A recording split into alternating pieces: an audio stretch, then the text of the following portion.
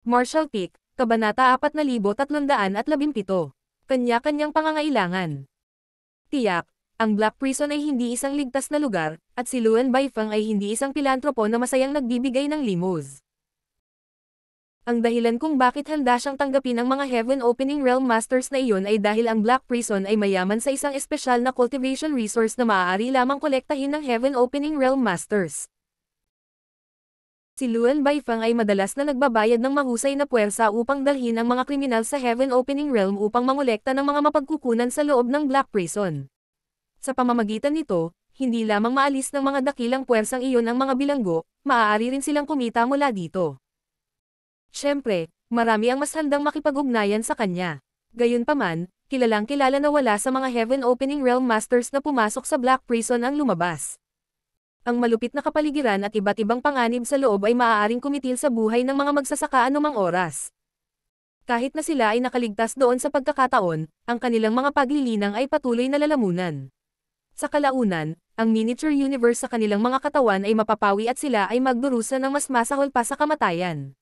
Dahil sa espesyal na kapaligiran ng Black Prison, nakaakit ito ng maraming desperadong magsasaka na naghahanap ng kanlungan, na mas gustong tanggapin ni Luan Baifeng. Sa anumang kaso, hanggat kinokontrol niya ang pasukan sa Black Prison, walang sino man ang maaaring sumuwi sa kanya. Taon-taon, hindi mabilang ang mga casualty sa Black Prison, kaya bilang may-ari nito, paano magiging walang muwang at inosenteng babae si Luan Baifeng? Sa buong malawak na 3,000 mundo, walang gaanong tao na walang awa gaya niya. Sina Kong Feng at Luan Baifeng ay matandang magkakilala. Sa pagkakataong ito, inanyayahan niya itong magkapit kamay sa pagharap sa Voidland. Mula nang isara ang Blood Monster Cave Heaven, si Kong Feng ay nangangalap ng impormasyon tungkol sa Voidland. Sa pagkakaalam niya, ang Voidland ay dating Seven Openings Land, na isa lamang ordinaryong second-class Great Force. Ito ay wala sa kanya, dahil ang bilang ng mga Heaven Opening Realm Masters sa Voidland ay sinasabing napakalimitado. Ang napakalaking puwersa ay madaling masugatan sa harap ng Heavenly Sword Union. Kung maaari, mas gugustuhin ni Kong Feng na kumilos ng mag-isa para agawin ang Voidland. Sa ganitong paraan, maaari niyang monopolyo ang mga benepisyo ng Voidland nang hindi ibinabahagi sa iba. Gayunpaman, labis siyang natakot sa 9 Heavenly Layers Grand Array na nagpoprotekta sa Voidland. Kahit na ang isang nangungunang second-class Great Force tulad ng Heavenly Sword Union ay walang ganoong Spirit Array na nagbabantay sa punong tanggapan nito. Talagang mahirap para sa kanya na paniwalaan na ang Voidland ay may napakalalim na pamana. Nakakuha siya ng isang tao na mag-iimbestiga dito, at nalaman na ang hanay ay inayos ng isang lalaking nagngangalang Grandmaster Wu Liang. Noong una ay gusto niyang hanapin si Grandmaster Wu Liang para magtanong tungkol sa mga detalye ng 9 Heavenly Layers Grand Array. Sa kasamaang palad, si Grandmaster Wu Liang ay isang nag-iisang lobo at hindi nagsilbi sa anumang sekta o dakilang puwersa, kaya hindi siya natuntun ni Kong Feng kahit na matapos ang ilang buwan ng paghahanap. Sa desperasyon, maaari lamang niyang anyayahan si Luan Baifeng na tulungan siya. Si Luan Baifeng ay hindi mas mahina kaysa sa kanya dahil siya rin ay isang 6th grade Heaven Opening Realm Master. Isa pa, kilala nila ang isa't isa, kaya nagkaroon sila ng pundasyon para makipagtulungan sa isa't isa. Siyempre, ang pangunahing dahilan kung bakit hinanap ni Kong Feng si Luan Baifeng ay dahil sa kanyang mga namumukod tanging tagumpay sa Tao of Spirit Arrays. Para mabuhay siya sa isang lugar kung saan umiral ang hindi mabilang na natural arrays, paanong hindi siya magkakaroon ng malalim na pangunawa tungkol sa Spirit Arrays? Sa mga taong kilala ni Kong Feng, si Luan Baifeng ay tiyak na nireranggo sa nangungunang 3 sa mga tagumpay sa Tao of Spirit Arrays. Sa tulong ng babaeng ito, maaari nilang basagin ang 9 Heavenly Layers Grand Array, na ginagawang isang simpleng bagay upang makuha ang Voidland. Gayunpaman, bago iyon, kailangan pa rin ni Kong Feng na magpadala ng ilang tao upang suriin ang 9 Heavenly Layers Grand Array, upang mapadali ang pagsusuri ni Luan Baifeng. Talagang kinailangan nilang magsakripisyo ng mga buhay para masira ang ganoong Grand Array, ngunit si Kong Feng ay natural na nag-aatubili na isakripisyo ang mga disipulo ng kanyang Heavenly Sword Union. Dahil dito, maaari lamang siyang magtipon ng iba para gamitin bilang mga pawn. Ito ang naging dahilan ng kasalukuyang sitwasyon. Masasabing si Kong Feng ang pangunahing dahilan kung bakit 100 dakilang puwersa ang natipon sa paligid ng Voidland. Nang marinig ang reklamo ni Luan Baifeng, mahinang ngumiti si Kong Feng. Ang mga nakakamit ng magagandang bagay ay hindi nababahala sa maliliit na bagay. Paano tayo magiging malambot kapag kaharap ang kaaway? Kung tayo, paano natin mapipilitang magpakita ang brat na iyon? Palihim niyang pinuna. Parang hindi ko nakita kung gaano kakalupit, Luan Baifeng. Nakakatawa bang magsabi ng ganyan sa oras na ito? Sumagot si Luan Baifeng nang may paghanga. Ang Union Master Kong ay tunay na isang taong marunong makamit ang magagandang bagay. Lubos na pinahahalagahan ng misis na ito ang iyong diskarte. Pagkatapos ay humajijek siya habang nakatikip ang bibig. Kaya lang, magpapakita ba talaga ang Yang Kai na iyon dahil dito? Makahulugang ngumisi si Kung Fang. Ang Voidland ay naitatag noong nakalipas na panahon, at si Yang Kai ay isa lamang Emperor Realm Jr. Wala akong ideya kung paano siya nag-recruit ng napakaraming Heaven Opening Realm Masters, ngunit dahil karamihan sa kanyang mga subordinate ay nahuli ko, tiyak na magpapakita siya. Wala lang siyang pagpipilian. Ayon sa impormasyong nakalap ni Kung Fang, wala masyadong Heaven Opening Realm Masters sa Voidland. Dahil nakuha niya ang higit sa 30 sa kanila ng sabay-sabay, ang Voidland ay tiyak na nagdusa ng malaking pagkawala. Sa makatuwid, tiwala siyang lalabas si Yang Kai. Bahagyang tumango si Luan Baifeng. Iyon ay para sa pinakamahusay. Magiging madali kung magpapakita siya. Union Master Kong, huwag kalimutang ibahagi ang mga benepisyo sa mistress na ito kapag natapos na ang lahat. Habang nagsasalita, sumulyap siya kay Luzu at sa iba pa habang dinidilaan ang kanyang mga labi, na parabang nakakita siya ng masasarap na pagkain sa kanyang harapan. Huwag kang mag-alala, hindi babalik ang Kong ito sa kanyang sinabi. Casual na tugon ni Kung Fang. Kahit na sila ni Luan Baifeng ay matandang magkakilala, kailangan pa rin niyang ipangako sa kanya ang ilang mga benepisyo kapag humihingi ng tulong sa kanya, kung hindi, paano niya makumbinsi ang babae na tulungan siya. Ang kondisyon na inaalok niya ay ibigay sa kanya ang lahat ng Heaven Opening Realm Masters na nakuha niya sa labanang ito. Ang natalong partido sa labanan ay madalas na nauwi sa mga bihag.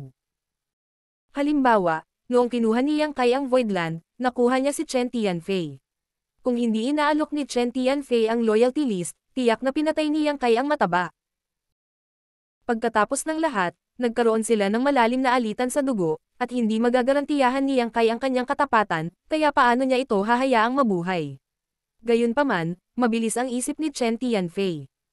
Agad niyang inilabas ang loyalty list sa sandaling napagtanto niya na siya ay na-corner, na nagpapahintulot sa kanya na mapanatili ang kanyang buhay hanggang ngayon. Sa pangkalahatan, ang kapalaran ng gayong mga bihag ay kakilakilabot. Karamihan sa kanila ay ibabalik sa punong tanggapan ng manlulupig upang patayin, dahil pagkatapos ng pagkamatay ng isang Heaven Opening Realm Master, ang kanilang miniature universe ay babagsak at ang kanilang world force ay tatagas at maa-absorb ng Spirit Province, na magpapaganda sa background nito. Tanging ang mga bihag na makapagpapatunay sa kanilang sarili na mahalaga ang maaaring malaya sa kamatayan. Para sa iba pang dakilang puwersa, ang pinakamalaking halaga ng mga bihag ay ang patayin sila sa kanilang punong tanggapan upang kolektahin ang kanilang world force. Gayunpaman, iba si Luan Baifeng.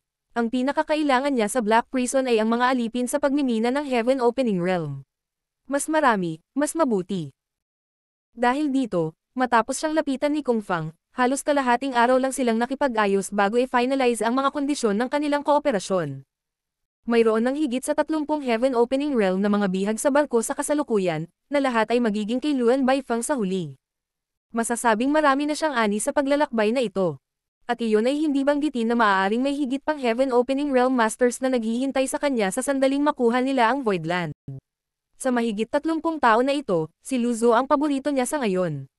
Maraming or-slave sa Black Prison, ngunit hindi marami sa kanila ang 5th grade Heaven Opening Realm Masters tulad ni Luzu. Ang halaga na maibibigay ng 5th grade Heaven Opening Realm Master doon ay napakalaki. Nang makitang sumang-ayon si Kung Fang sa kanyang mga tuntunin ng walang pag-aalinlangan, labis na nasisiyahan si Luan Baifeng sa kanya. Siyempre, wala siyang ideya na may sariling plano si Kung Fang. Hindi alam ni Luan Baifeng na si Yang Kai ay mayroong 7th grade Monster Beast Core, ngunit si Kung Fang ay mayroon. Halos isang taon na lang ang nakalipas mula nang gumuho ang Blood Monster Cave Heaven, at ayon sa sentido komon, hindi mapino ni Yang Kai ang Monster Core na iyon. Kung kaya niyang sakupin ang Voidland, magiging kanya ang Monster Core. Ang mga 7th grade resources ay hindi kapani-paniwalang mahalaga. Bilang 6th grade Heaven Opening Realm Master, si Kung Fang ay malaot madali ay makapasok sa 7th grade. Sa oras na iyon, kakailanganin niya ang mga 7th grade resources na ito para mapabuti ang kanyang lakas. Dahil dito, natural na kailangan niyang mamolekta ng mga mapagkukunang tulad nito hanggat maaari. Gayunpaman, hindi lang ang 7th grade Monster Core ang nakaakit sa kanya. Ang pinakamalaking tukso para kay Kung Fang ay ang kumpletong hanay ng mga 5th grade resources.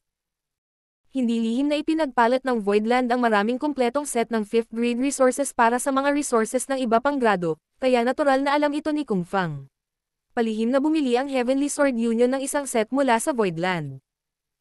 Pagkatapos ng masusing pagsusuri, nagulat si Kung Fang nang makitang ang lahat ng 5th grade resources na ito ay nagmula sa iisang source. Malabo siyang naniniwala na ang Voidland ay dapat magkaroon ng isang lihim na pamamaraan na maaaring regular na makagawa ng mga 5th grade resources na ito. Kung hindi ay hindi nila basta-basta ipinagpalit ang napakarami sa kanila. Kung makokontrol ng Heavenly Sword Union ang paraan ng produksyon na ito, tiyak na makakagawa ito ng higit pang 5th grade Heaven Opening Realm Masters sa hinaharap. Masasabing ang resources na pinagmumulan na ito ay isang kritikal na bahagi sa pundasyon ng isang sekta. Paanong hindi maiinggit si Kung Fang dito? Para sa kanya ng personal, ang 7th grade Monster Core ay mas mahalaga, ngunit para sa Heavenly Sword Union, ang pamamaraang ito upang makagawa ng tuloy-tuloy na stream ng 5th grade resources ang pinakamahalaga. Kung magiging mas makapangyarihan ang Heavenly Sword Union, makikinabang din dito si Kung Fang. Sa oras na iyon, ang Heavenly Sword Union ay maaaring tumaas sa antas ng Cave Heavens o Paradises. Sa simpleng pag-uusap nilang dalawa, ang Grand Arena bumabalot sa Voidland ay biglang nag-distort saglit at 3 figure ang lumitaw sa paningin ng lahat. Nakataas ang kilay ni Kung Fang habang nakatitig kay Yang Kai at ngumiti. Gaya ng inaasahan niya, hindi na sila mapapansin ni Yang Kai pagkatapos nilang ipaalam si Lu Zu at ang iba pa, at kailangang magpakita ng sarili. Sa sandaling ito, ang mukha ni Yang Kai ay hindi kapani-pani walang madilim. Si Luan Baifang, na nakaupo sa tabi ni Kung Fang, ay masigasig na tumitig kay Yuhi. Maganda ang kanyang paningin kaya natural niyang naramdaman na malakas si Yuhi. Sa kasamaang palad, dahil sa distansya sa pagitan nila, hindi niya matukoy ang eksaktong grado ni Yuhi. Muli niyang dinilaan ang kanyang mapupulang labi habang nagtanong. Union Master Kung, anong Heaven Opening Realm ang babaeng iyon? Sumagot si Kung Fang. Interesado ba si Junior Sister Luan sa kanya? Natatakot ako na medyo mahirap, kung tutusin, isa rin siyang 6th grade. Isang 6th grade. Halatang nagulat si Luan Baifang. Dahil ang Voidland ay bagong tatag, lampas na sa kanyang inaasahan na maaari itong magkaroon ng higit sa 30 Heaven Opening Realm Masters, kabilang ang isang 5th grade tulad ni Lu Zu. Hindi niya inaasahan na magkakaroon din ng 6th grade Heaven Opening Realm Master ang Voidland. Ang may-ari ng Voidland ay isang Emperor Realm na brat lamang. Paano niya makukumbansi ang napakaraming Heaven Opening Realm Masters na pagsilbihan siya? Habang iniisip niya ito, lumingon si Luan Baifang kay Yang Kai at nakita niya na bagamat mukhang marangal ang binatang ito at nagtataglay ng kahangahangang kilos, tila walang ibang espesyal sa kanya. Masyadong malaki ang agwat sa pagitan ng Emperor Realm at ng Heaven Opening Realm. Paano niya makukuha ang Heaven Opening Realm Masters na makinig sa kanyang mga utos? Nabigong maunawaan ito, bahagya siyang umiling at tumawa. Union Master Kung, gustong-gusto ng ginang na ito ang babaeng iyon. Sana matulungan mo akong makuha siya mamaya. Sandaling nag-alinlangan si Kung Fang bago siya walang ingat na sumagot. Kung may pagkakataon, gagawin ng kung ito ang kanyang makakaya. Martial Peak, Kabanata 4318. Parang, si Kung Fang ay natural na sinisiraan lang si Luan Baifang habang palihim niya itong sinusumpa dahil sa pagiging walang kabusugan. Paanong napakadaling makuhang buhay ang isang 6th grade Heaven Opening Realm Master? Parehong siya at si Luan Baifang ay nasa 6th grade lang din. Bagamat tiyak na walang kalaban-laban si Yuhi para sa kanila sa isang tuwid na laban, dahil ang agwat sa pagitan ng kanilang kabuoang lakas ay hindi masyadong malaki, ang mahuli siyang buhay ay magiging imposible. Kung gusto ni Yuhi na tumakas, wala siyang paraan para pigilan siya. Dahil dito, hindi siya nang ahas na mangako ng sobra. Hindi pinapansin si Luan Baifang, iwinagayway ni Kung Fang ang kanyang kamay habang naguutos. Kumilos ayon sa plano. Oo. Sa kubyerta ng barko, ilang lalaki ang nagkayam ng kanilang mga kamao. Pagkatapos, sinundan ng daan-daang iba pa, nahati sila sa 10 o higit pang mga grupo at lumipad palabas ng barko bago nagkalat sa lahat ng direksyon. Sa lalong madaling panahon nakapaligid sa lokal na rehiyon. Ang mga pinuno ng mga grupong ito ay pawang mga Heaven Opening Realm Masters, at pagkatapos na mapunta sa posisyon, bawat isa sa kanila ay kumuha ng isang bagay na parang parisukat na array plate, at itinapon sila sa kawalan. Pagkatapos, bumuo sila ng isang set ng mga hand seal at ang array plate ay mabilis na nawala sa void. Kasabay nito, tumigas ang paligid. Ang mga pagbabago sa kapaligiran ay hindi halata sa iba.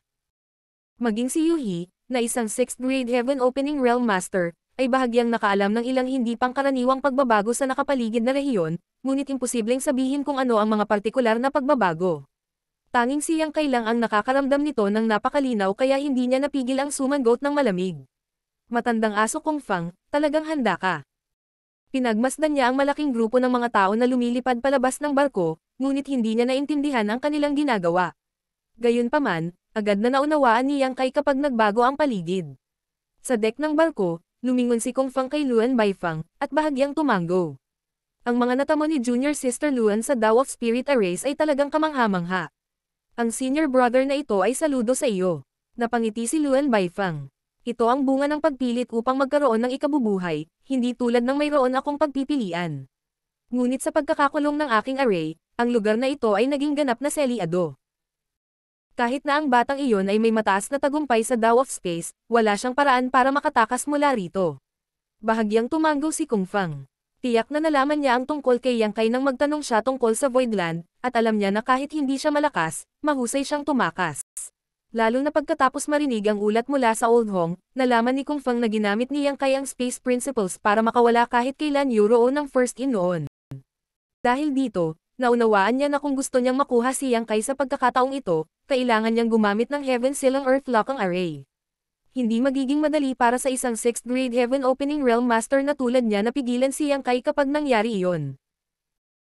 Sa makatuwid, bago sila magpatuloy, kinulong nila ang espasyo sa paligid ng Voidland upang maiwasan ang pag-teleport ni Yang Kai palayo. Sa Heaven Silang Earth Locking Array na itinakda ni Luan Baifang, walang paraan si Yang Kai na tumakbo sa pagkakataong ito. Hindi nila inayos ang array na ito ng mas maaga dahil hindi sigurado si Kung Fang na si Yang Kai ay nasa Voidland, ngunit sa sandaling lumitaw si Yang Kai, agad silang inutusan ni Kung Fang na isagawa ang plano. Ngayong naitakda na ang lahat, kailangan na lang nilang maghintay ng tamang sandali para umatake. Lumingon si Kung Fang kay Old Hong at nakipagpalitan ng tingin sa kanya. Matapos matanggap ang senyales, sumigaw si Old Hong. Munting magnanakaw na Yang Kai, sa wakas ay nagpakita ka na. Pinandilatan siya ni Yang Kai habang siya ay sumagot. Matandang aso, itigil ang pagtahol ng walang tigil at guluhin ang kapayapaan. Hinahabol mo si kamatayan. Ngumisi ang matandang Hong. Gaano kakalakas loob na magsalita ng ligaw kapag nahaharap sa napipintong sakuna. Ang katangahan talaga ng kabataan. Hindi nag-abala si Yang Kai na makipag-usap sa kanya at sa halip ay bamaling kay Kung Fang na may nakakuyong na panga, nag-aapoy ang kanyang mga mata sa galit. Union Master Kong, bakit mo hinuli ang mga tao ng Voidland ko? Paano ka nasaktan ng Voidland? Nanatiling tahimik si Kung Fang na may ngiti, na parang walang karapatan si Yang Kai na kausapin siya. Samantala, ang matandang Hong ay patuloy na sumisigaw. Kailangan mo pa ba ng ibang magsasabi sa iyo kung ano ang ginawa ng iyong Voidland? Junior, dapat kang mamatay ngayon. Galit na pinandilatan siya ni Yang Kai. Ang aming Voidland ay hindi kailanman nakasakit sa iba na hindi nakasakit sa atin. Isinusumpa ko sa langit at lupa na hindi tayo kumilos ng walang konsensya. Matandang aso, tumigil ka sa pagsasalita ng kalokohan. Palihis na tumikim ang matandang Hong. Talagang hindi ka luluha nang hindi nakikita ang kabaong, di ba? Little brat, kung ayaw mong hatulan ka ng iba, hindi ka dapat gumawa ng mga gawa na karapat-dapat sa pagkondena. Dahil pinilit mong tanggihan ang katotohanan, ang haring ito ay magbibigay sa iyo ng patunay. Kinawian niya ang kanyang kamay. Pakiusap, Junior Brother Chi. Habang nagsasalita siya, isang matandang lalaki ang lumabas mula sa karamihan. Puno ng hinagpis at pighati ang kanyang mukha na tila wala nang makakasakit pa sa kanya. Pagkaraang magkaroon ng matatag na panghahawakan, hinampis niya ang kanyang kamao patungo kay Old Hong. Sa harap ng publiko, ang matandang lalaking ito ay agad na kinilala bilang si Chi Changying, isang 4th grade Heaven Opening Realm Master mula sa Mountains and Seas Pavilion. Mayroon lamang 2 4th grade Heaven Opening Realm Masters sa Mountains at Seas Pavilion sa kabuuan, na sina Chi Changyi at ang Pavilion Master mismo. Gayunpaman, ang Pavilion Master of Mountains at Seas Pavilion ay hindi madalas na sangipot, na iniiwan ang karamihan sa mga bagay ng Mountains at Seas Pavilion na pangasiwaan ni Chi Changying. Dahil dito, kilala siya ng maraming Heaven Opening Realm Masters ng iba pang dakilang puwersa ng 2nd class. Tinapik ng matandang Hong si Chi Changying sa balikat ng may suportang tingin, at nagpatuloy sa malalim na boses. Junior Brother Chi, alam ko na ang iyong Mountains and Seas Pavilion ay nakatagpo ng sakuna noong 1 taon at dumanas ng malaking pagkalugi. Ang aming Heaven Border ay nahaharap sa isang katulad na sitwasyon, ngunit ang salarin ay masyadong makapangyarihan kaya wala tayong magagawa tungkol dito. Gayunpaman, ang pagpatay ay dapat bayaran ng dugo. Ngayong narito ang Heavenly Sword Union upang humingi ng hustisya para sa amin, sabihin ang iyong mga hinaing. Sa ilalim ng patuto ng lahat ng naririto ngayon, dapat nating puksain ang kasamaang ito at ibalik ang magandang kinabukasan sa 3,000 mundo. Ang talumpati ni Old Hong ay agad na nagpaalala kay Chi Changying ng trahedya na nangyari sa ilalim ng kanyang relo 1 taon na ang nakakaraan. Namula ang kanyang mga mata, at hindi niya maiwasang malungkot.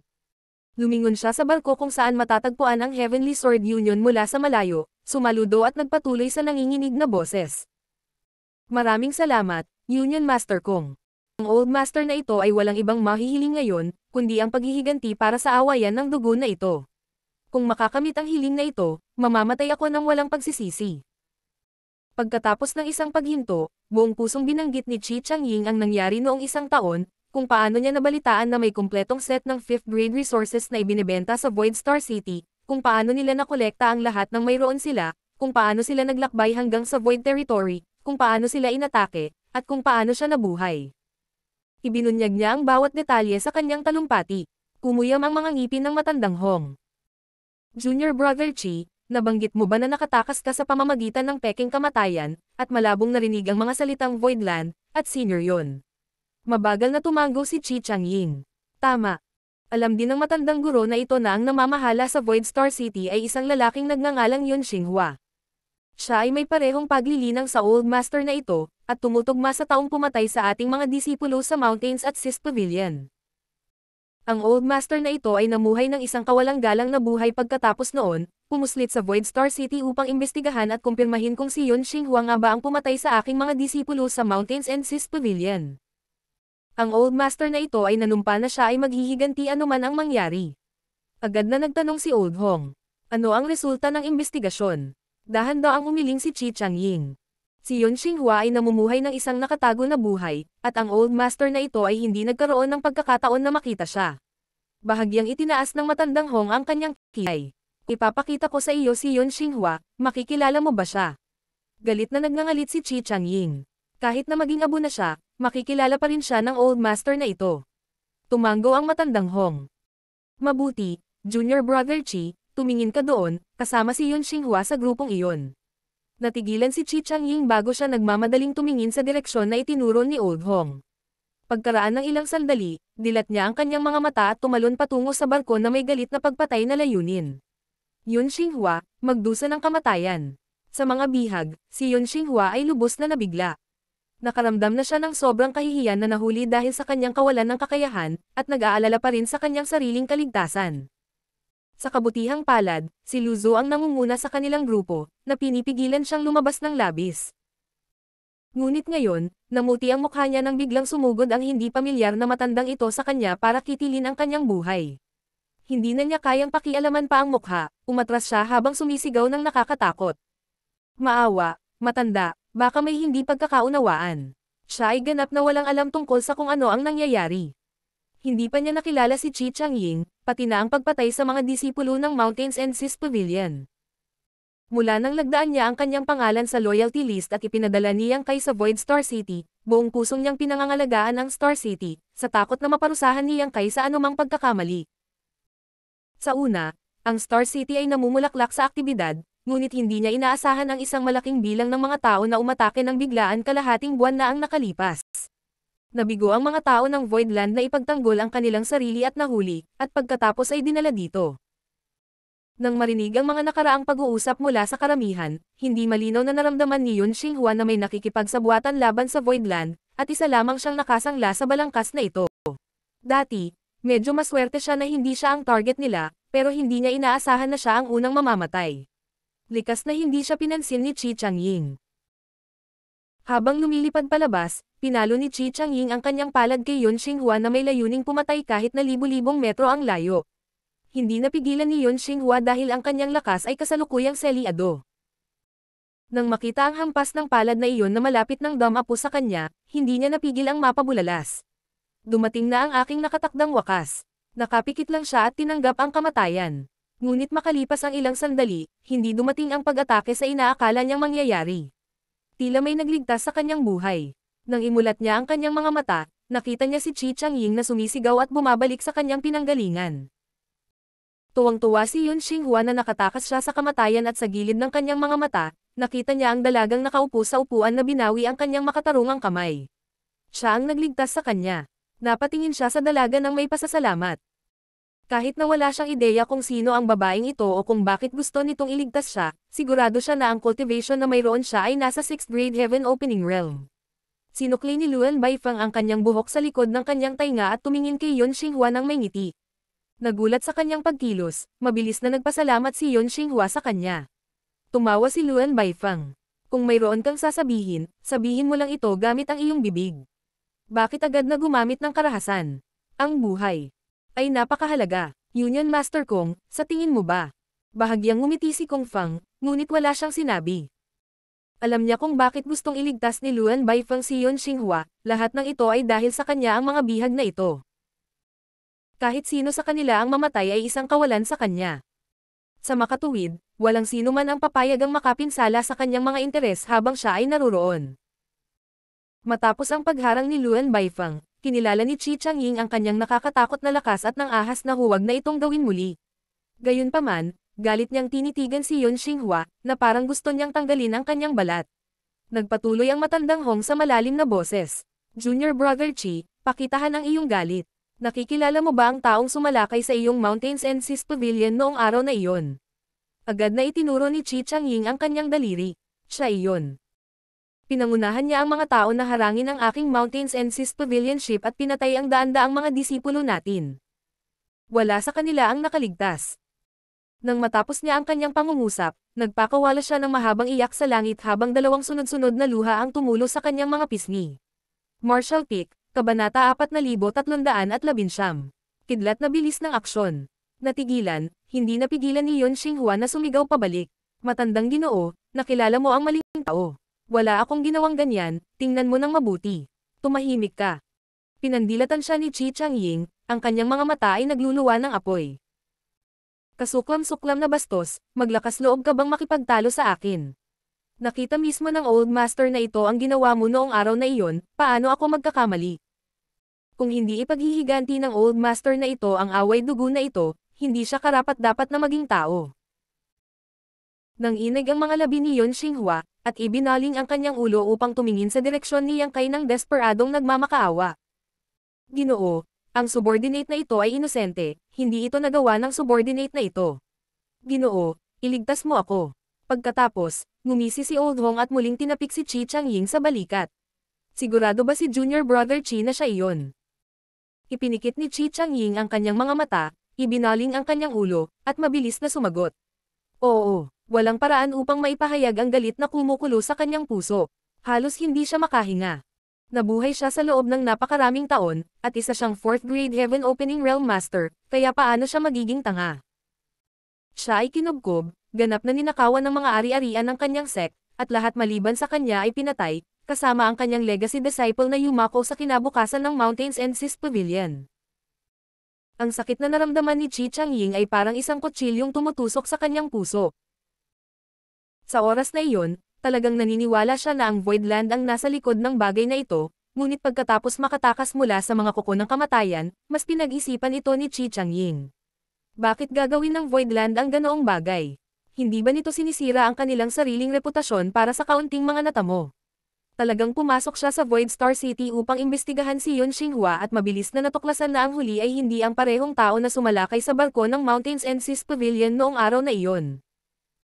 May pakiramdam si Qi Changying na may nagtatangkang sirain ang reputasyon ng Voidland, ngunit bago niya matuklasan ang katotohanan ng bagay, lumitaw si Old Hong at nakipag-usap sa kanya ng mahabang panahon.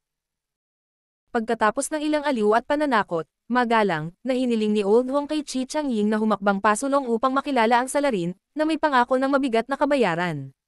Sa puntong iyon, paanong hindi pa rin maintindihan ni Qi Changying ang nangyayari? Ang Voidland ay parang isang mataas na puno na umaakit ng hangin, at ang Mountains and Seas Pavilion ay nagkataon na nasangkot sa alitan na ito.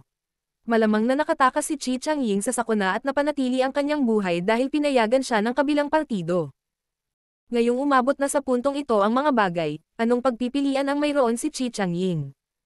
Maaaring mapanatili niya ang kanyang konsensya sa pamamagitan ng pagtanggi sa panukala ni Old Hong, ngunit tiyak na makakasakit ito sa mga makapangyarihang tao. Ang mga mamamatay tao na ng ahas na hayagang patayin ang mga alagad ng Mountains at Sis Pavilion ay maaaring magdulot ng gulo sa headquarters ng Mountains and Sis Pavilion. Sa kabilang banda, kung pumayag siya sa kanilang mga kondisyon, maaari man lang siyang makakuha ng kabayaran. Ang Mountains and Sis Pavilion ay hindi na nakatiis ng anumang pakikibaka.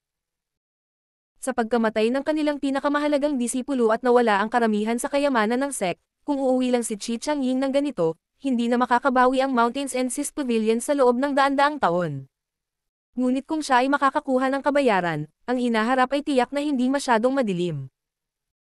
Sa makatuwid, kahit na alam ni Chi Changying ang katotohanan, wala siyang ibang pagpipilian kundi ang makipagtulungan kay Old Hong sa sandaling ito at magsinungaling na nakadilat ang kanyang mga mata.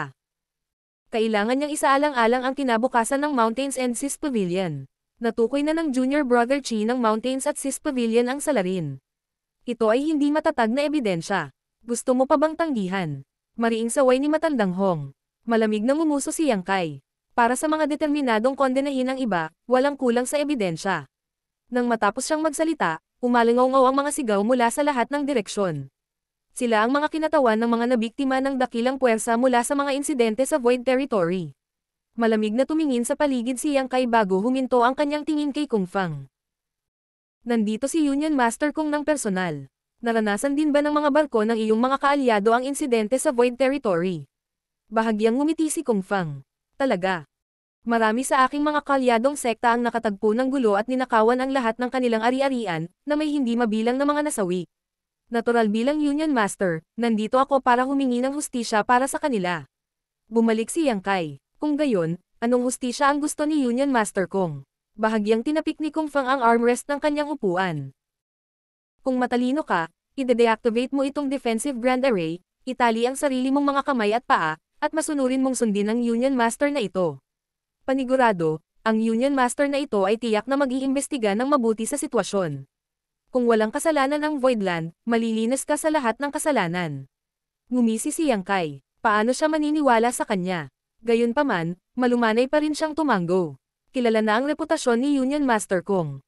Mapagkakatiwalaan ko ang pahayag na ito. Nagtaas ng kilay si Kung Fang. Dahil pinagkakatiwalaan mo itong Kung, ano pa ang hinihintay mo? Itinaas ni Yang Kai ang kanyang kamay. Union Master Kung, mangyaring maghintay sandali. Hindi ko alam kung kailan ako babalik. Kailangan ko munang makipag-usap sa pamilya ko. Pagkatapos sabihin niyon, tumalikod na siya at nawala sa Voidland nang hindi binibigyan ng pagkakataon si Kung Fang na tumutol. Napakunot ang noo ni Kung Fang, malabong naramdaman na hindi maganda si Yang Kai. Gayunpaman, pagkatapos pag-isipan ito ng mabuti, ang Voidland ay tiyak na hindi makakalaban. Sa harap ng ganap na lakas, ang anumang pagsasabwatan ay magiging isang biro.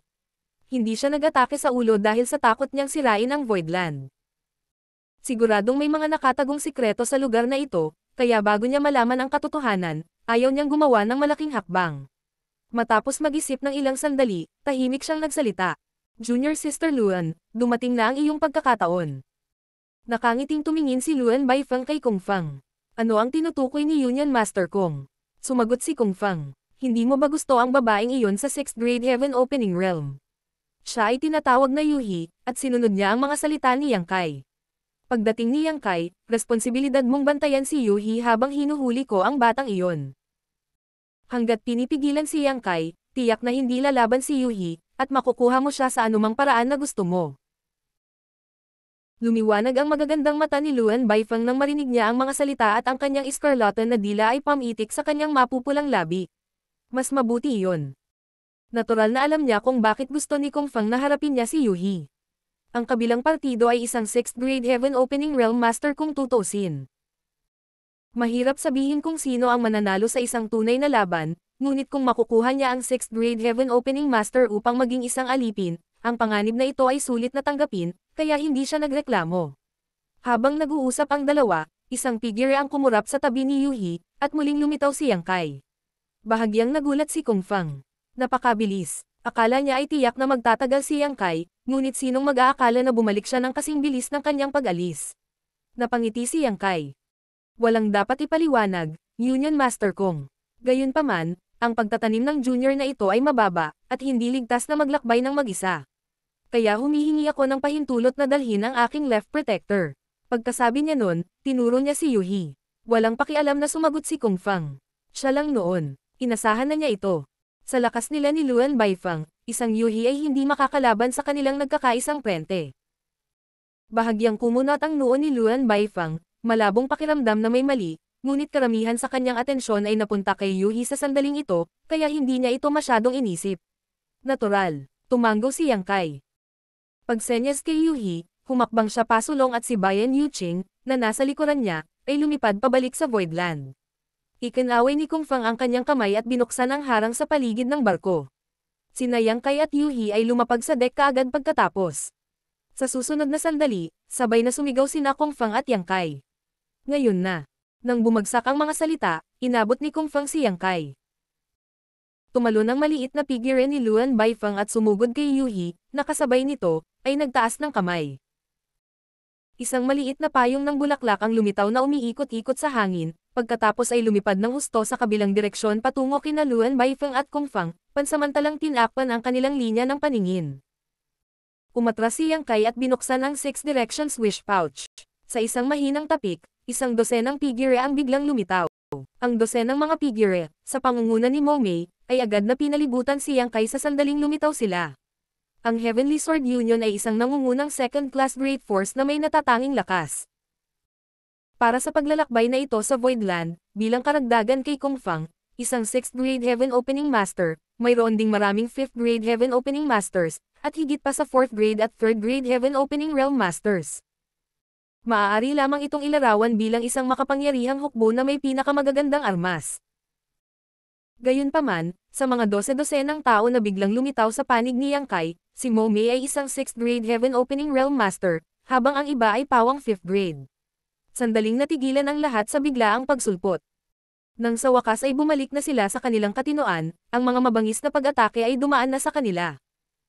Sa isang iglap ay sunod-sunod na umalangaw-ngaw ang mga hiyawan at hiyawan, na sinundan ng mga tilamsik ng sariwang dugo at mga bangkay na bumagsak sa lupa.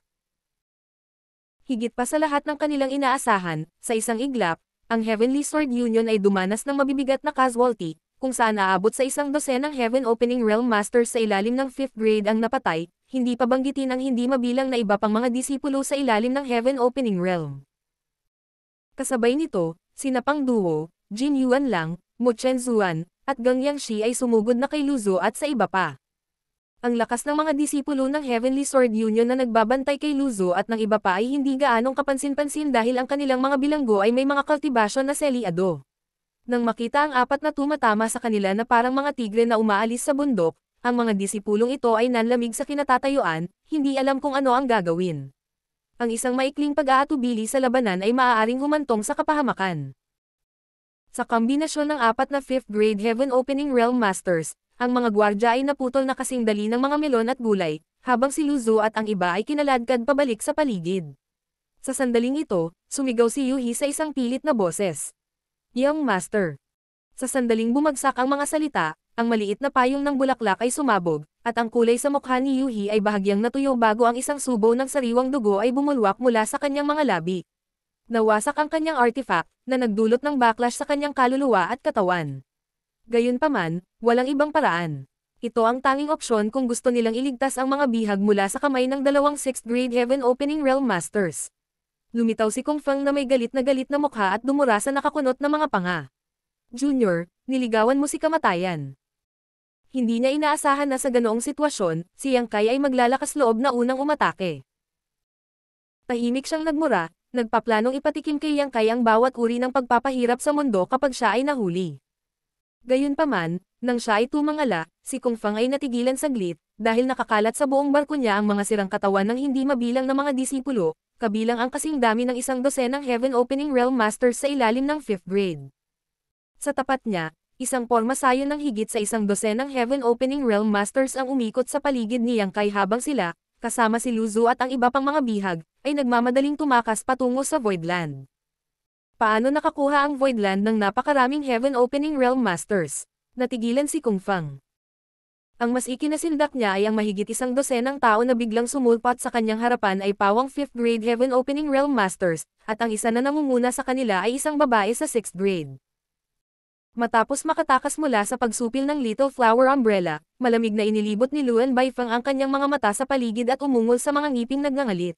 Masyado kaming pabaya. Sa wakas ay naunawaan na niya kung saan nanggaling ang pakiramdam ng pagkabalisa noon. Binanggit ni Yang Kai na si Yuhi ay ang kanyang left protector, at dahil mayroong left protector, dapat mayroon ding right protector. Ngayon, ang katotohanan ay nagsiwalat na may isa pang 6th grade Heaven Opening Realm Master sa Voidland. Martial Peak, Kabanata 4320. Mabilis na pagsadjep. Masyadong mabilis ang lahat. 3 hininga na lamang mula sa pagkakakulong ni Na Kongfang at Luan Baifeng hanggang sa kanilang pagtakas. Si Yuhi ay nawala ang kanyang artifact at nasaktan, ngunit si Luzu at ang iba pa ay matagumpay na nailigtas mula sa barko ng Heavenly Sword Union. Nang makita na ang mga tao ng Voidland ay tumatakas, si Kongfang ay nagalit sa kahihiyan, at umungal. Patayin sila. Habang sumisigaw siya, sumugod siya kasama si Luan Baifeng. Sila ang pinakamalakas sa lahat ng taong naruroon, kaya kailangan nilang lumahok kung gusto nilang pigilan ang dalawang 6th grade Heaven Opening Realm Masters mula sa Voidland, dahil ang iba ay hindi kayang gawin iyon.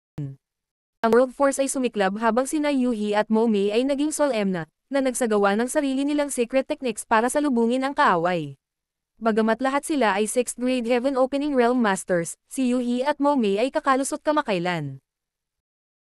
Sa paghahambing, sina Kongfang at Luan Baifeng ay parehong nagkaroon ng higit sa 1,000 taon ng akumulasyon sa kanilang kasalukuyang realm.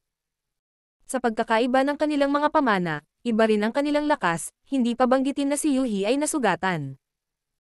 Sa sandaling magkasagupaan sila, ang isang panig ay nakakuha ng malinaw na kalamangan. Gayunpaman, kahit na ang sitwasyon ay medyo hindi pabor kay Yuhi at Mo Mei, hindi pa rin sila maalis ni Na Kongfang at Luan Baifeng sa loob ng maikling panahon. Kasabay nito, ang Heaven Opening Realm Masters sa 100 nakapalibot na mga barko ay sabay-sabay na sumulong. Habang tinitipon sila ni Kongfang sa pagkakataong ito, naging kaaway na nila ang Voidland. Sa una, wala sa kanila ang naglagay ng Voidland sa kanilang mga mata, pagkatapos ng lahat, ito ay kamakailan lamang na nabuhay na dakilang puwersa, kaya gaano ito kalakas. Ngunit pagkatapos na magpakita si Mo Mei kasama ang mahigit 10 5th grade Heaven Opening Realm Masters, lahat sila ay nagulat. Ngayon lang nila napagtanto na ang Voidland ay nagtataglay ng sarili nitong makapangyarihang hukbo, na nilagyan ng pinakamagagandang armas. Nagkaroon sila ng kalamangan sa mga numero ngayong magkasama silang lumalaban sa Voidland, ngunit kung nabigo silang alisin ito ngayon at pinapayagan silang mag-comeback, tiyak na hindi sila patatawarin ng Voidland sa hinaharap. Dahil pinili nilang pumanig sa Heavenly Sword Union, maaari lamang nilang sundin hanggang sa wakas. Ang hindi mabilang na Heaven Opening Realm Masters mula sa iba't ibang dakilang puwersa ay gumamit ng kanilang mga kilusang pagpatay ng sunod-sunod. Ang mga tao ng Voidland ay nagpatuloy sa pakikipaglaban habang umaatres. Bagamat mayroong dalawang 6th grade Heaven Opening Realm Masters at higit sa 10 5th grade Heaven Opening Realm Masters, sila ay napakalaki ng bilang. Pagkatapos lamang ng 10 paghinga ng oras, marami na ang nasugatan. Sa kabutihang palad, walang napatay. Kung hindi, ang Voidland ay nagdusa ng isang kakilakilabot na pagkawala. Agad namang umatras ang mga sugatan at nagtago sa paligid habang nagmamadaling nagpapagaling sa sarili. Nagngangalit si Yang Kai at sumigaw. Maghintay ka pa, nasa likod lang nila ang Voidland, at hanggat makapasok sila sa 9 Heavenly Layers Grand Array, magiging ligtas ang lahat. Halatang napansin din ito ni Kongfang at ang kanyang mga mata ay nag-alab sa pagkainip habang siya ay umungal. Huwag silang hayaang makatakas. Sa isang iglap, ang mapanlinlang na multo ng kanyang miniature universe sa kanyang likuran, lalo niyang pinalakas ang kanyang lakas. Hindi rin nagpapigil si Luan Baifeng. Ang kanyang mukha ay kasing tigas ng bakal habang siya ay mabilis na kumilos at patuloy na gumagamit ng mga pamatay na galaw. Dapat ay kanya ang mga bihag, ngunit lahat sila ay hiniligtas ni Yang Kai. Paano niya ito natitiis? Sa oras na ito, walang oras na sisihin si Kongfang sa pangangalap ng hindi tumpak na impormasyon, kinailangan nilang subukan ang kanilang makakaya upang makuhang muli ang pinakamaraming tao mula sa Voidland hanggat maaari. Walang katapusang nabangga ang World Force habang patuloy na umaalingaw-ngaw ang mga ingay. Ang maikling 30 paghinga ng sagupaan ay nangyayari para sa pakiramdam na parang mga dekada na ang lumipas. Nang sa wakas ay sumugod ang mga tao ng Voidland sa 9 Heavenly Layers Grand Array, halos lahat ay malubhang nasugatan, maliban kay Yang Kai at ang mga bihag, na pinoprotektahan sa gitna. Maging si Mo Mei ay may mahabang sugat sa kanyang ibabang bahagi ng tiyan kung saan umaagos ang dugo at patuloy na tumatagos sa kanyang damit. Ang magandang mukha ni Yuhi ay mapatla at ang kanyang aura ay medyo hindi matatag dahil may bakas ng dugo ang makikita sa sulok ng kanyang mga labi. Silang dalawa ang may pinakamalakas na paglilinang kaya't sila ang may pananagutan sa pagtatanggol sa likuran ng grupo at pagkatapos ay nasa ilalim ng matinding panggigipit. Hingal na hingal din si Pang Duo at ang iba pa, medyo umiikot ang kanilang sigla. Mahirap para sa kanila, nakakasulong pa lang sa Heaven Opening Realm, na labanan ng ganoong matinding labanan. Hindi pa nila mailalabas ang tunay na lakas ng 5th grade Heaven Opening Realm. Sa kabutihang palad, lahat sila ay nagtulungan at nalampasan ang agarang sakuna. Kung may nagkamali sa panahong iyon, lahat ng nasa Voidland ay nasa panganib. Ang 9 Heavenly Layers Grand Array ay muling na-activate, na naghiwalay sa loob mula sa labas, at ang labanan ay nahinto sa ngayon. Isang malamig na aura ang lumabas mula sa katawan ni Yang Kai habang dahan-dahan siyang lumingon, sumulyap kina Kong Fang at Luan Baifang, na puno ng pagkadismaya, pagkatapos ay sa mga barko ng kaaway, bago siya huminga ng malalim bago siya nagpahayag ng mariin. Kung ang ating Voidland ay makaligtas sa sakuna na ito, itong siyang ay nanunumpa na bibisitahin niya ang bawat isa sa iyong headquarters para turuan kayo kung paano magpakita ng wastong paggalang sa hinaharap. Sa kabila ng kanyang malambing na boses, parang isang mabigat na martilyo ang tumatak sa puso ng lahat at namumutla ang kanilang mga mukha.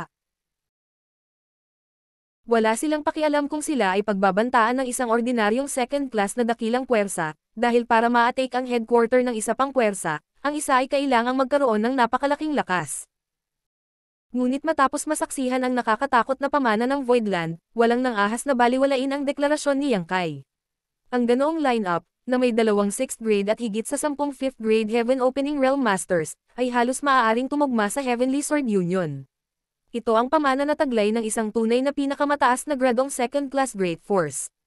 Maliban sa Cave Heavens at Paradises, sino ang makakalaban sa gayong puwersa? 70% ng 100 dakilang puwersa dito ay wala kahit isang 6th grade Heaven Opening Realm Master assuming command. Kung lumitaw ang Voidland sa kanilang pintuan, wala silang paraan para pigilan sila. Ang tanging resulta ay ang pagkapuksa sa kanilang sekta. Ito ba ang uri ng pamana na maaaring magkaroon ng bagong dakilang puwersa? Paano kaya mabilis na umunlad ang Voidland at nakakuha ng napakaraming Heaven Opening Realm Masters sa napakaikling panahon? Napakapangit ng mukha ni Kong Fang habang malamig na sinabi. Sa tingin mo ba ay may pagkakataon pa ang iyong Voidland? Ngayon, ang iyong Voidland ay mapapawi sa 3,000 na mundo. Ngumisi si Yang Kai. Halika at subukan kung kaya mo. Makikita natin kung sino ang mabubuhay sa huli. Pagkatapos ay sumenyas siya. Tara na. Nangunguna sa Heaven Opening Realm Masters ng Voidland, lahat sila ay lumingon at naglaho sa likod ng mga ulap at ambon ng Grand Array. Sa galit, naikuyom ni Kong Fang ang kanyang kamao at wala nang ibang gusto kundi ang humabol, ngunit nang makita ang hindi inaasahang pagbabago ng 9 Heavenly Layers Grand Array, hindi siya nang ahas na makipagsapalaran ng padalos-delos. Lumingon siya kay Luan Baifang at nagtanong, "Ano ang nakikita mo, Junior Sister?" Sumagot si Luan Baifang na may malamig na mukha. Ang Grand Array na ito ay hindi pa nagpapakita ng buong lakas, ano ang maaari kong makita mula dito? Union Master Kong, hindi mo sinabi sa akin na napakaraming Heaven Opening Realm Masters sa Voidland. Kung alam niya na ang Voidland ay isang mapanganib na kalaban, hindi siya pupunta dito. Ngayong ninakawan na ang mga bihag na nakuha niya kanina, natural na sa kanya na makaramdam ng dismaya. Sagot ni Kong Fang habang pinipigilan ang kanyang galit. Ano pa ang silbi ng sisihin mo ako ngayon? Talagang pagkakamali ng Union Master na ito sa pangangalap ng hindi kumpletong kaalaman tungkol sa Voidland. Hindi rin inaasahan ng Union Master na ito na magkakaroon ng napakaraming Heaven Opening Realm Masters ang Voidland, pero hindi ba ito lang ang gusto ni Junior Sister Luan? Kung masakop natin ang Voidland, makakatanggap ka ng maraming beses na higit pang mga benepisyo kaysa sa iyong inaasahan. Malamig na ngumuso si Luan Baifang. Ngunit makakamit lamang iyon kung ibababa natin ang Voidland. Ngayong na-activate na ang Grand Array, wala na tayong magagawa maliban kung i-crack natin ito. Sumagot si Kong Fang. Inimbitahan ko si Junior Sister Luan dito para lutisin ang isyong ito. Huwag kang mag-alala, aayusin ko ang isang tao na mag-imbestiga sa Grand Array na ito para sa iyo. Bahagyang lamambot ang mukha ni Luan Baifang, at tumango siya. Mas maganda kung gagawa ka ng naaangkop na pagsasaos. Pero iniisip ko kung sino ang gustong italaga ng Union Master kung namanguna sa labanang ito. Bahagyang kuminang ang mga mata ni Kong Fang habang nanatiling tahimik. Dahil sa sitwasyong ito, malamang na walang sino man ang magboluntaryo na maging taliba. Bagaman ang kanilang panig ay mukhang kahanga-hanga na may 100 dakilang puwersa na tila nagsanib kamay, ang katotohanan ay sila ay walang iba kundi isang kamao ng maluwag na buhangin. Sa lakas at prestihiyo ng Heavenly Sword Union, pinilit ni Kung Fang ang marami na suportahan siya rito. Gayunpaman, inaasahan ng mga dumating na ang labanan ay isang panig na masaker. Ngayong nahihirapan na si Kung Fang, paano pa niya makumbinsi ang mga taong ito na sundin ang kanyang mga utos? Ito ay totoo lalo na para sa mga kailangang manguna sa unang pag-atake, dahil sila ang magdadala ng pinakamalaking panganib. Ngunit, eksakto dahil sa Grand Array na ito kaya natipon ni Kung Fang ang napakaraming tao dito. Habang nag-iisip si Kung Fang kung ano ang gagawin, biglang lumipad ang isang matandang lalaki, tumayo ng ilang 10 metro ang layo mula kay Kung Fang, at ikinuyom ang kanyang kamao. Union Master Kung. Itinaas ni Kung Fang ang kanyang mga mata at mahinang sumagot. Brother Gao. Ang taong ito ay isang elder ng isang dakilang puwersa na tinatawag na Asher Clouds Temple. Ang Asher Clouds Temple ay isa ring dakilang puwersa ng second class, ngunit hindi ito masyadong malakas. Ito ay katulad ng Mountains and Seas Pavilion dahil wala itong 5th Grade Heaven Opening Master, 3 o 4 na 4th Grade Heaven Opening Realm Masters. Tulad ng Mountains and Seas Pavilion, ang Asher Clouds Temple ay nakatagpo ng katulad na insidente sa Void Territory. Ninakawan ang barko at ari-arian nito, at marami sa mga alagad nito ang napatay o nasugatan. Ang lalaking ito na may apelyidong Gao ay isa sa mga sumigaw kay Yang Kai kanina, na nananawagan ng paghihiganti. Nahihiyang tumingin, nagsalita si Elder Gao. Patawarin mo ako, Union Master Kung. Nakatanggap lang ako ng mensahe mula sa Temple Master na may apurahang bagay na kailangang asikasuhin pabalik sa ating headquarters. Dapat umalis na ang elder na ito. Bahagyang ipinikit ni Kung Fang ang kanyang mga mata habang sumulyap siya sa likod ni Elder Gao. Maraming tao ang nakatingin sa kanila ng mabuti at agad nang inisyan ni Kung Fang ang kanyang puso. Malinaw na pagkatapos makita ang lakas ng Voidland, ang Asher Clouds Temple ay naglakas loob na huwag nang saktan pa ito at sinusubukang ilayo ang sarili sa bagay na ito. Sa hitsura ng sitwasyong ito, ang Asher Clouds Temple ay hindi lamang ang puwersa na may ganoong pag-iisip. Alam ni Kung Fang na kapag tinanggap niya ang kahilingan ni Elder Gao, mahigit kalahati ng 100 dakilang puwersa dito ang aalis. Galit na galit si Kung Fang, ngunit nanatili siyang kalmado sa labas at nag-aalalang nagtanong. Madali lang para kay Elder Gao na umalis, ngunit kung hindi mo maipaghiganti ang iyong awayan sa dugo, paano makakapagpapahinga sa kapayapaan ang mga namatay na disipulo ng iyong Asher Clouds Temple? Umiwas si Elder Gao sa kanyang mga mata habang hindi tapat na sumagot. Hindi masyadong mahaba ang 10 taon para maghayganti ang isang ginoo. Tumanggaw si Kung Fang. Dahil sinabi na ni Elder Gao, ipauubayan na ng Kung ito sa iyong mga kamay ang desisyon. Ikinuyom ni Elder Gao ang kanyang kamao. Maraming salamat, Union Master Kung, sa iyong pangunawa. Hinihiling ng Gao na ito ang tagumpay ng Union Master Kung. Ngumiti si Kung Fang at walang komento. Gayunpaman, sa sandaling lumingon si Elder Gao, mabilis na iniunat ni Kung Fang ang kanyang braso upang hawakan siya. Nakaramdam si Elder Gao ng bahagyang pananakit sa kanyang leeg, ngunit bago pa siya makapag-react, biglang lumapit sa kanya si Kung Fang. Natarante si Elder Gao at nanlaki ang kanyang mga mata. Union Master Kung, ikaw. Bago pa siya matapos, napagtanto niya kaagad na may mali sa kanyang paningin, parang nasa kamay ni Kung Fang ang kanyang ulo. Gusto niyang tumingin sa ibaba para tingnan, ngunit nabigo siya. Ngumisi si Kung Fang habang hawak niya ang pugot na ulo ni Elder Gao, tumutulo pa rin ang dugo, at mamulong. Hindi mo gustong saktan ang Voidland, ngunit wala kang pakialam na masaktan ang aking Heavenly Sword Union. Nakakatawa.